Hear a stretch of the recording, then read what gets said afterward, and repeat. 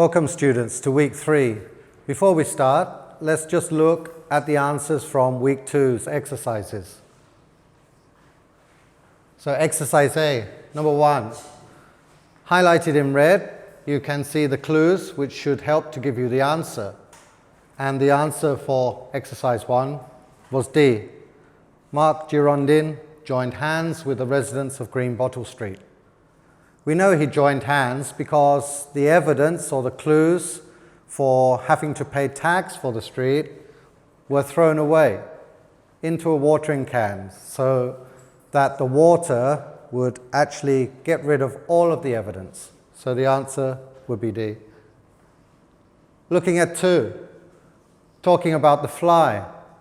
The clues you can see here, things like welcome me with a finger, delighted, wanted me for a friend. You can see these highlighted in red. So the answer should be A, how a fly finds a friend. For the third one, this was a little bit more difficult, asking about a doctor to invite them to a party. So you can see some of the clues highlighted in red. And what it's trying to show you is that B, nobody understands the handwriting of a doctor, even a pharmacist or chemist who actually see the writing quite regularly. It was actually a reply to an invitation, not asking for pills or tablets. And the last one you had to do was for 4. This is talking about how to make bread.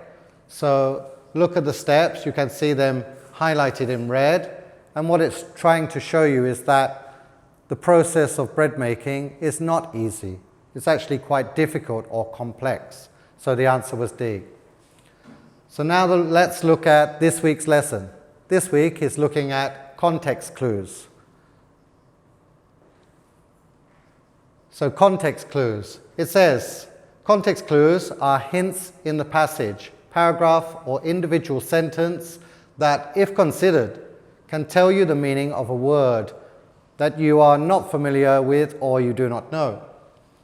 So actually there are different types of context clues. There are some words which have 2 meanings. One word could have multiple meanings. These are called homographs. An example is given here. If you are reading a book about a bear racing through the woods, for example, and he climbs a bank, what does the word bank mean? We actually know that the word bank means somewhere that you deposit or take out money.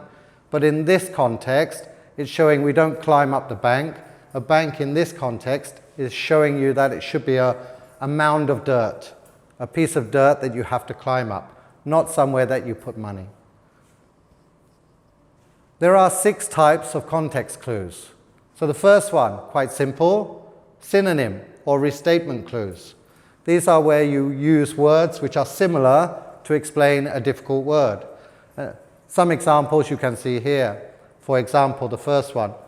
The rambunctious kids ran out to the bus and climbed on board. They jumped and yelled and just couldn't settle down. So the word rambunctious really means that the kids jumped and yelled, couldn't be settled. So very hyperactive, for example. It was a frigid winter night. Even the lake was frozen solid. So this is an example of the word frigid, showing that frozen or very, very cold. And you can see the last example there. Let's move on to the next type. Antonym, opposite of synonym, means opposite, or contrast clues. Contrast also means opposite.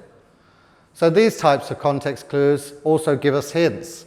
Have a look at the examples of contrast or antonym clues. The team felt victorious. They knew they would never lose again.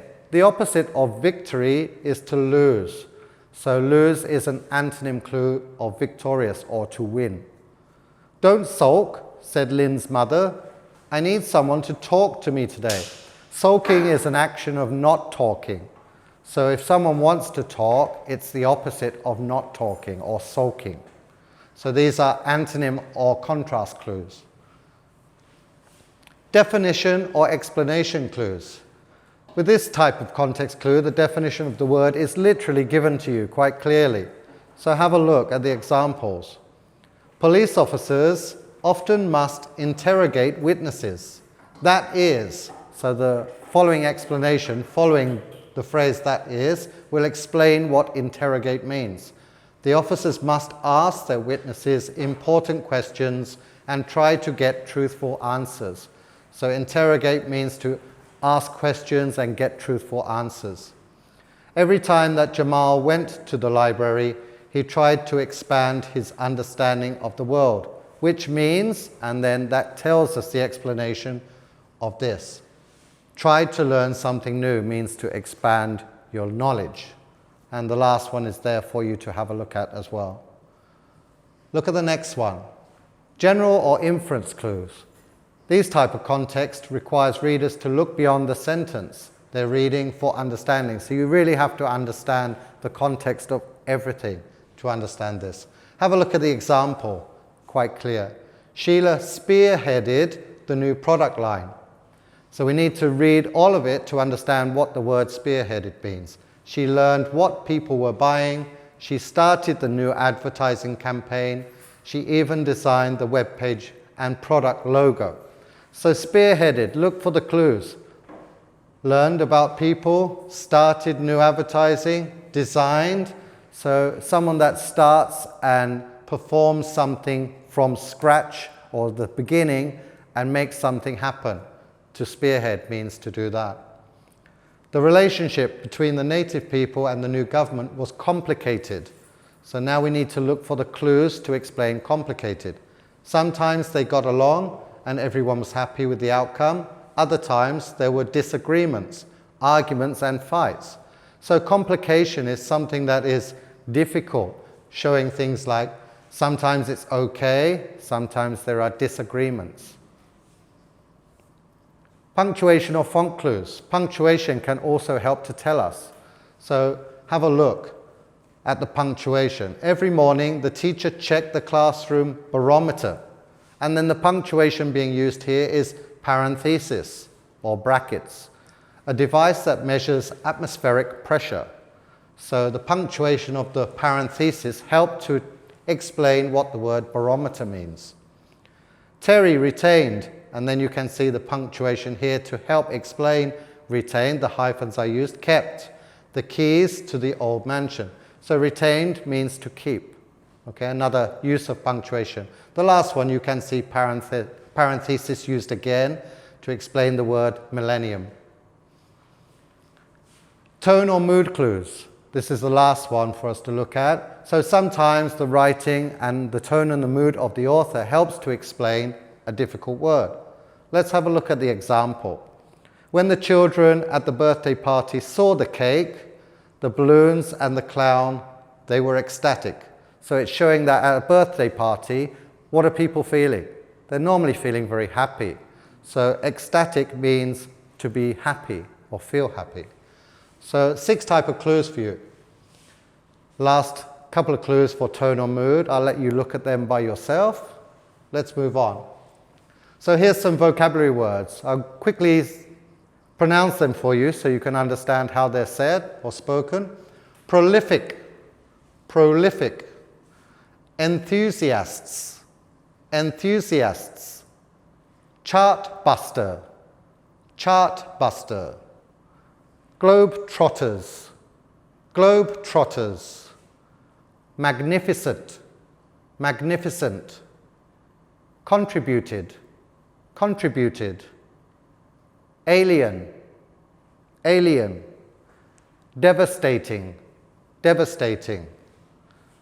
A few more for you. Restless, restless. Brutality, brutality. Threatening, threatening. Regime, regime. Cunning, cunning.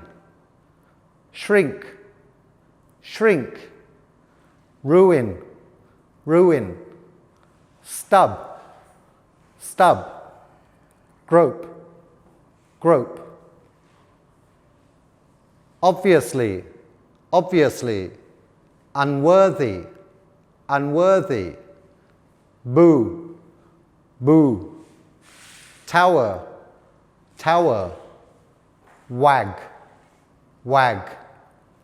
Astonish, astonish. Shed, shed.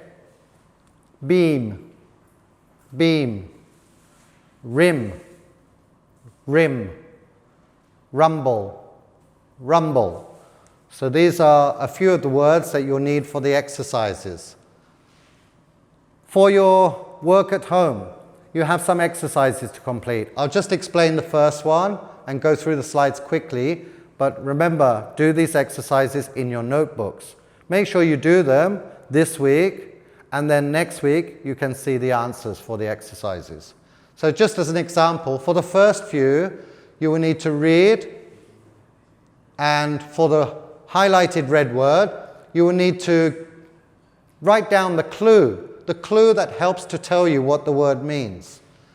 And then write what you think the word means for each one.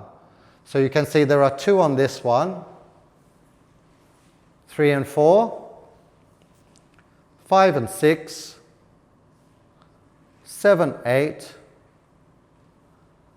9, and one more, number 10 for this exercise. So that's one exercise, exercise A. Exercise B, a little bit easier for you. All you need to do is select the correct multiple choice answer. So whatever the highlighted red word is underlined, you need to select the correct answer, A, B, C, or D, for this exercise. This is exercise B. There are 1, 2, 3, 4, 5, 6. And the last exercise for you is exercise C. This is a piece of text or a passage for you to read. Some of the words, there are 8 of them, that are highlighted in red quite clearly, as you can see. And at the end of the exercise, after you've read it, you will need to write what you think the words mean, okay, using the context of the passage. So that's all for this week. I hope to see you again soon, and next week I'll give you the answers for exercise A, B, and C from this week. Thanks very much, kids. See you soon. Be safe.